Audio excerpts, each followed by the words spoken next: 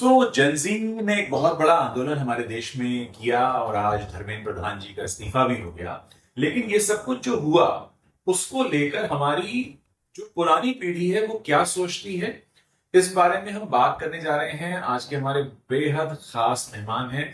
वैसे तो किसी परिचय की जरूरत नहीं होती, लेकिन हो सकता है कुछ लोग न जानते हो। मेरे साथ हैं श्री प्रयाग शुक्ल जी, जो बहुत ही मशहूर कवि, लेखक, कला समीक्षक हैं। आपको और समझाने के लिए मैं परिचय और दे देता हूँ। नवभारत टाइम्स, दिनमान जैसे अ, अखबारों में संपादक के पद पर रहे और एनएसडी की मैगजीन में भी बहुत लंबे समय तक संपादक का कार्य देखा और तमाम चीजें हैं, बहुत सी कविताएं, बहुत सी किताबें, बहुत कुछ लिखा है, बाल साहित्य भी लिखा है। और प्रयाग जी से इंटरव्यू करने का जो मुझे जरूरत आज महसूस हो रही है, उनकी अवस्था को देखते हुए बातों ही बातों में पता चला कि आपकी अवस्था 86 वर्ष के आसपास हो गई है। और हम जेनजी की बात कर रहे हैं, और जेनजी का मतलब 1997 से 2012 तक के बीच में पैदा हुए बच्चे, तो एक बहुत लंबा फासला है। आपके जन्म का साल 1942 रहा होगा। 1940। और सोचिए, ये जेनजी शुरू होती है 97 में, यानी जब जेनजी शुरू हुआ उस वक्त तक आप लगभग 60 के करीब पहुंच चुके थे। तो बहुत बहुत स्वागत है पहले तो। धन्यवाद। मैं मिलता रहा हूं आपसे, लेकिन मेरे दर्शकों के लिए नया था, इसलिए मैंने इतना परिचय दिया। अच्छा किया आपने। मैं ये जानना चाहता हूँ कि आप भी देख रहे थे और आप काफी सोशल मीडिया पर एक्टिव हैं, आपका फेसबुक पेज काफी मैं देखता रहता हूँ, और आपने पूरा का पूरा आंदोलन देखा। मैं जानना चाहूंगा आपका इस पे पर्सपेक्टिव क्या। मैं आपसे सवाल नहीं पूछूंगा, मैं जानना चाहता हूँ कि इस पूरे मामले को आप देखते कैसे। जो ऐसा है, कोई भी न्यायपूर्ण संघर्ष विवेक के साथ किया, अंदर से किया, जो दूसरों तक ये बात पहुंचाए कि जो भी हो रहा है, जो भी ये कर रहा है, इस बार युवाओं ने किया, वो कितना सच्चे है। बॉडी लैंग्वेज बताते, वो उनकी बातें बताती, भाषा बताती, उनका गुस्सा बताता है, उनका धीरज बताता है। इन सब चीजों ने मुझे सब कुछ बहुत प्रभावित किया, क्योंकि इसकी जरूरत पड़ती है पूरे दौर में। आपने भी मेरी उम्र का जिक्र किया, और पूरा दौर है। आप खुद सोचिए कि 60-70 बरस है, मैंने बहुत कुछ देखा। लगभग सभी सरकारों के सामने कुछ संकट आए, ये भी देखा है कि उनका विरोध होना, उनके विरोध को स्वीकार किया गया, जीत हुई। खुद इमरजेंसी का देखिए, प्रकाश नारायण, पूरा बिहार का आंदोलन भी युवाओं को छोड़ दिया हुआ था, तब भी हम लोग जुड़े थे। और क्योंकि उससे ऊर्जा मिलती था, मुझे ऊर्जा पाने में किसी भी पीढ़ी से कभी ये नहीं लगा कि अच्छा ये फिर कौन सी पीढ़ी है और इससे अगर मुझे ऊर्जा मिल रही है तो बस को रूक करना है, क्यों नहीं। शुरू से शुरू करें, अगर हम नेहरू जी का जिक्र करते हैं कि आजकल नेहरू जी बहुत ज्यादा हेडलाइन बनाते हैं, मोदी जी से ज्यादा हेडलाइन नेहरू जी बनाते हैं। कैसा था नेहरू जी का समय? नेहरू जी का जमाना तो देखिए, मैं 23 वर्ष का था जब नेहरू जी नहीं रहे था। मुझे याद है, मैं हैदराबाद में था, कल्पना पत्रिका पर यहाँ से मैंने जीवन शुरू किया, और कैसे ये देशव्यापी, क्या कहेंगे इसको, एक शोक की लहर बुद्धि की। ऐसा क्यों? नेहरू को आप देखिए, पूरा नेहरू का व्यक्तित्व वो क्या था। क्योंकि कला की दुनिया से जुड़ा रहा हूँ तो एक घटना ही याद कर लेता हूँ। फिर एक बड़ा ग्रुप 1890 बना था कलाकारों, स्वामी राम पटेल, हिम्मत शाह, उसकी प्रदर्शनी का उद्घाटन करने नहीं हुआ। और ये लोग जब मिलने गए तो नेहरू से कहा कि मैं तो प्रधानमंत्री हूँ, मैं तो राजनीति की दुनिया का हूँ, ये काम तो किसी लेखक कलाकार से अब उठाना चाहिए। इस पर स्वामीनाथन जी ने इनसे बड़ी सुंदर बात कही। उन्होंने कहा, हम आपको प्रधानमंत्री के नाते नहीं बुला रहे, क्या व्यक्तिगत नहीं बुला, हम आपको एक लेखक के नाते बुला रहे। उन्होंने भी लिखा है ना। साहित्य अकादमी के अध्यक्ष रहे पहले, और बैठक में हिस्सा लेते थे और लेखकों का सम्मान करते थे। पहली बार जब नेहरू बने थे अध्यक्ष साहित्य अकादमी के, तो उन्होंने बाकायदे साहित्य अकादमी की ओर से निराला जी को कुछ भेजने की पेशकश की। हमारा इतना बड़ा कवि अगर इस तरह के हालात में रह रहा, क्योंकि उसमें रह रहे थे निराला, उनको बेहतर जीवन चाहिए, ऐसा सोच रखने वाला नहीं। बच्चों से चाचा नहीं, क्यों सच पूछिए तो इन सबसे प्रेरणा मिली मुझे अपने जीवन में। गांधी से तो बहुत ज्यादा, गांधी से सीखा, गुरु से भी सीखा। क्या कितना के साथ है। अगर मान लीजिए मैं अगर ये मान लीजिए हमारी बहुत सारे लोग मानते हैं हमारा एक जमाना था, अरे भाई वो तो था, लेकिन अभी मैं हूँ, अभी मैं बैठा हूँ आज, तो मेरा 15 साल के लड़के से बल्कि 5 साल के लड़के से भी मेरा संबंध क्यों नहीं है? ये गलत जमाना। वो संबंध बनते ही मेरे ऊर्जा में से। अब देखना बच्चों के लिए लिखता हूँ, आपको बताया कुछ खाने लगता हूँ, वो एकदम से जाग से जाते हैं। धमक आता हाथी, धमक जाता हाथी, अपनी सूंड उठाता हाथी, अपनी सूंड गिराता हाथी, जब पानी में जाता हाथी, घर भर सूंड नहाता हाथी, कितने केले खाता हाथी, ये तो नहीं बताता हाथी, धमक आता हाथी जाता था। तो ये मैं क्यों कर पाता हूँ? आप उनसे कनेक्ट हो पाते जी, और बहुत अच्छा लगता है, को आनंद मिलता है, मुझे बड़ों को भी मिलता है। तो ये जो है, ये तो युवा पीढ़ी, मैं इतना खुश क्यों हूँ आज कि युवा पीढ़ी की इस लड़ाई में जीत हार का मामला नहीं, सफलता का। आप किसी के लिए लड़ते हो और आपको सफलता मिलती है, पहला बड़ी बात, इनकी सफलता आज मुझे पसंद कर। ये भी लग रहा है कि अरे ये और पहले होता था कितना अच्छा था, सच भी लगता है। मुझे लाठी डंडे खाने को गिरना पड़ते हैं और और ज्यादा खुशी हुई थी। पर चलिए, खुशी तो हुई थी। मैं बात करूंगा लाल बहादुर शास्त्री जी की, क्योंकि कंपैरिजन हमेशा आते हैं।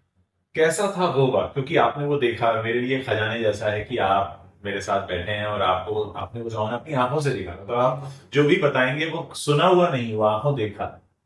ये तो सच है। देखिए, जब रेल मंत्री थे लाल बहादुर ने, हमारे समय की बात है, किसी को कहना नहीं पड़ा। दुर्घटना हुई, इसके शायद थोड़ी ही देर बाद घटना। एक मॉरल रिस्पॉन्सिबिलिटी। और नैतिक नैतिक नैतिक बात या नैतिकता में कितनी बड़ी चीज है, तो गांधी भी सिखाया हम लोगों को, अपना जीवन भी सिखाता। हर आदमी को देखिए, मेरे सब कुछ मानना हो, उसका मैं अनुभव करता हूँ कि जब भी किसी नैतिक क्या कहें साक्ष्य के साथ या उसके एक अंदर से आई हुई कोई चीज के साथ आप आगे बढ़ते, आपको लगता कि नहीं यही समय करने लायक है, मनुष्यता इसी में है, मनुष्य होने का इसी में है, मनुष्य होने का नैतिक बिना क्या, मनुष्य होने को और ज्यादा उज्ज्वलता से महसूस करना। आपका नाम शब्द आया तो लगा कभी उज्जवल घटना। मैं ये भी पूछना चाहूंगा कि इमरजेंसी का बड़ा जिक्र होता है, मेरी तो पैदाइश से पहले लगी थी emergency। वो क्या दौर था और उस वक्त क्या क्या चीजें हुई थी, और कैसे आप कंपेयर करते हैं उस वक्त को अभी के वक्त से, और क्या उस वक्त भी कुछ युवाओं में जोश जागा था? इसमें बहुत जोश जागा था, लेकिन दूसरी तरह था, व्यक्त नहीं हो सकता। तो जो तमाम चीजें सर्कुलेट होती थी, तो जैसे मैंने किसी ने कोई पत्रिका निकाल दी, हाथ से लिख करके एक दूसरे का संदेश पहुंचा दिया, क्योंकि वो इसके हम बिल्कुल साथ नहीं थे। बल्कि मैंने तो हमारे बहनोई दिन पे गड़े लेकर और वादा गधा रखा, 20 महीने जेल में रहे। तब हम जाते थे, उनसे मिलने जाते थे, तिहाड़ मैं उसी पसंद से गया, बहुत कुछ देखा है। पर एक बात आज मैं जरूर कहना चाहता हूँ, राहुल गांधी से उस परिवार का 56 साल का युवा, वो उससे उसने उससे क्या सीखा? जीना सीखा होगा। कभी ये नहीं लगा कि नहीं इसके लिए वो है कोई ये, उसने मान लिया कि गलती हुई। बात की पीढ़ी ने माना कि गलती की, फिर गलती को मानना, फिर अपने को सुधारना, और फिर एक और तरह से अपने को सामने लाना, बहुत सुंदर बात है। एक और चीज पूछना चाहूंगा आपसे कि जैसे एक आम धारणा ये थी, कुछ समय पहले तक थी, कि यार जेंजी हैं तो इंस्टाग्राम में बिजी रहते हैं, कहना नहीं मानते हैं, टीचर से नहीं करते हैं, ये तो अलग ही अपनी जिद में रहते हैं। तो क्या ये जो आंदोलन हुआ है, ये लोगों के सामने उनकी इमेज को चेंज करके गया, या आपके सामने आपने कैसे देखा इस पीढ़ी को? मैंने इसको बहुत सकारात्मक रूप में देखा है। और देखिए बात तो मैं मानता क्या है, ऐसा ही होता है। हर पीढ़ी हर पीढ़ी समय के साथ बदलती है। क्योंकि वो पुराने तमाम अनुभव लेकर आती है। कहाँ गड़बड़ थी, ये उसको कहीं दिखता है, ज्यादा दिखता है, तो उसको बदलना चाहिए। अभी देखिए थोड़ी देर पहले हम लोग बात कर रहे थे यार, जी जी, हाँ, कि यार शब्द बड़ा अजीब होता था पहले। पहले तो उससे किसने बचा है, इसी पीढ़ी ने बताया। क्या माता से भी बेटा कहता है अरे यार तुम्हें क्या कर रहे हो, पिता से भी कहता है, पति पत्नी से कहता है, पत्नी पति से कहती है। ये एक संकेत के रूप में होता है। कैसे भाषा बदलती है, कैसे एक पीढ़ी के एक्सप्रेशन बदलते हैं। वो आपका भी आपकी भाषा बदल देता है, और बहुत सुंदर तरीके से बदलता है। देखिए दुनिया से अलग नहीं, मैं एक राष्ट्र का हूँ, मैं भारत का हूँ, मैं उसमें गर्व भी महसूस करता हूँ। लेकिन ये भी समझ चाहिए कि रविन्द्रनाथ कहते हैं ये बहुत बड़ी, इसने उस बड़ी दुनिया को देखा और उन तमाम पीढ़ियों के अनुभव तक जाने जाए पहुंचते ही, ये इसको भी ऊर्जा कहाँ से मिली कि मैं कुछ ऐसा करूं। वो जो थोड़ा सा ओझल होते जा रहे थे, किए जा रहे थे, गांधी से भी मिली। ये बात कहाँ से आई है कि अहिंसा से चलना, इतनी बड़ी बात, डंडे खाए लेकिन हिंसक नहीं हुए। और पहले दिन से कहा कि हमारा तो प्रदर्शन अहिंसक है, ये हिंसक होने की बात कहाँ से आई, गांधी से तो आई ना। तो वो अब आप देखो तो कितनी पीढ़ियों के बीच में चली गई, गांधी से इस पीढ़ी की दूरी कितनी बड़ी, लेकिन उसने इसके मूल स्रोत को, इसकी शक्ति को पहचाना। मैं इस पीढ़ी की बहुत इज्जत से बात कर लिया, क्योंकि आसान नहीं होता। नई पीढ़ी के लिए तो भी होता है भाई गुस्सा है, आप गुस्से में कुछ पत्थर फेंकना शुरू कर दो, पर इसने गांधी को वहां से दिया और हम सबको भी दिखाया ये अभी चीज चली नहीं गई, अहिंसा जो है चली नहीं गई, वही आपको जीत दिलाएगी। ये बहुत बड़ी बात कह रहे हैं आप। मैं अपने दर्शकों से भी कहना चाहूंगा कि 86 वर्ष की उम्र में ये कमेंट करना कि मैं आज की पीढ़ी की इज्जत करता हूँ, जेनजी की इज्जत करता हूँ, ये अपने आप में एक बहुत बड़ा स्टेटमेंट है। आई एम श्योर कि इस बात से जेनजी सीखेगा और भटकेगा नहीं। जो लोगों को लग रहा है कि भाई भटकना नहीं चाहिए, ये इस आंदोलन से जुड़ी बात नहीं है, ओवरऑल जो लाइफ को देखने का नजरिया उस पर। जी बिल्कुल सही है। तो मैं बिल्कुल मन से उनका सम्मान करता हूँ और करना चाहिए। हम जैसे अपनी से बात की पीढ़ियों के किसी भी इसमें उनकी किसी सफलता में एक हर्ष का अनुभव करते हैं। कोई कुछ करता है तो तेंदुलकर हो, वैभव सूर्यवंशी हो, कोई फिल्म मेकर हो, कोई एक्टर हो, फ्रॉम एनी फील्ड, वो हमारे इलाके बन जाते हैं। और मुझे इसका बिल्कुल पूरी तरह से एहसास हो रहा है और आज और ज्यादा है कि ये जो प्राप्तियां हैं, किसी का कुछ करना है, करके दिखाना है, वो मुझे शक्ति देता है। अगर मैं उसको नहीं स्वीकारता तो मैं तो अपना आयतन छोटा कर दूं। अपना आयतन कभी छोटा न करूं, ऐसा मैं मनाता रहता हूँ। कोई भी न करे, क्योंकि उससे क्या लाभ। आप स्वीकार करो किसी की सफलता, किसी का संघर्ष, किसी का किया हुआ, किसी की रचना। रचना क्या है, रचना क्यों कर दो,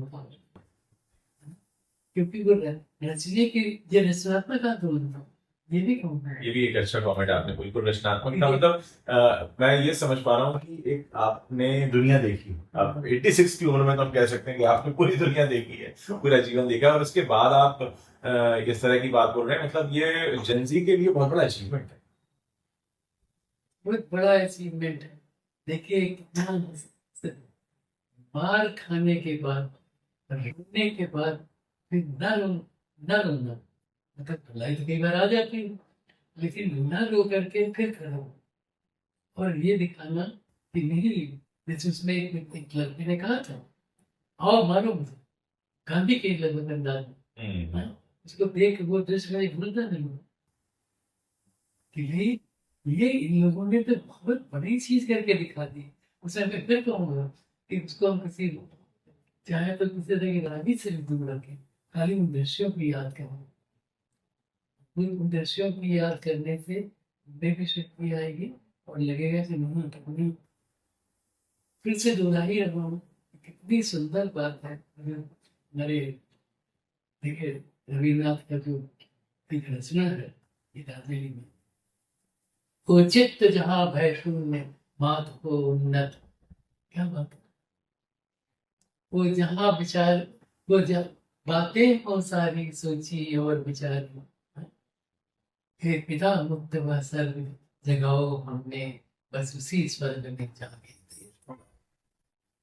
इन्होंने तो देश को जगाने का ये सुंदर काम किया। इतना ही अनुवाद है, मेरे अनुवाद में कुछ पंक्तियां जो याद थी वो आपको सुना दी, सब पंक्तियां तो और भी। एक बहुत बहुत खूबसूरत बात आपने कही है और मुझे लगता है कि आपकी तरफ से ये आना जेनजी के लिए, यानी मैं मानते चल रहा हूँ आपकी पीढ़ी ये कह रही है आपका, और भी कोई अगर होंगे जो इस अवस्था में होंगे वो यही देखेंगे। बहुत बहुत शुक्रिया प्रेम जी हमसे बात करने के लिए और अपने विचार हमसे साझा करने के लिए। आपसे मिलना मुझे हमेशा कुछ ना कुछ सीख दे के जाता है, और आज क्योंकि हम लोग मिले तो चर्चा इसी बात पर निकली कि भी आप कैसे देखते हैं जेनजी को। धन्यवाद उज्जवल, मुझे बहुत अच्छा लगा है। और ये लगा कि आपके प्रसंग से, इस प्रसंग से कि आपने ये सवाल मेरे सामने रखे और मैं उनके बारे में कुछ कह सका, मुझे बड़ी खुशी हुई। शुक्रिया, धन्यवाद।